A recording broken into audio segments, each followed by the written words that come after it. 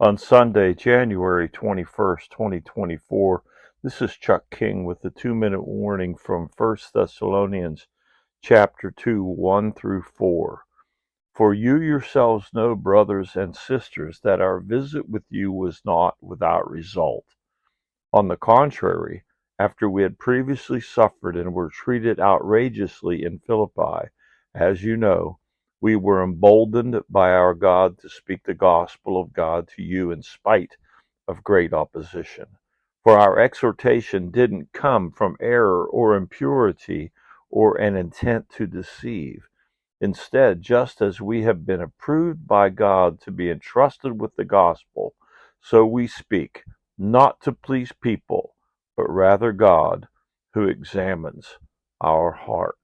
The Apostle Paul is sharing with the church in Thessalonica about the persecution they endured, the difficult time they had in Philippi as they were persecuted, beaten, thrown in prison, and finally released.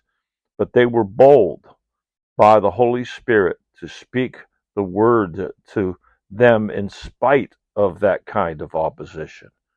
And their message, their exhortation, didn't come from any intent to deceive or any error, but they have been approved by God with the gospel message, and they spoke not to please people, but to please God, who examines our hearts.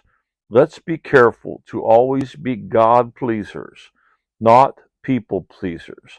In spite of persecution, let's take the gospel to every nation and fulfill the Great Commission.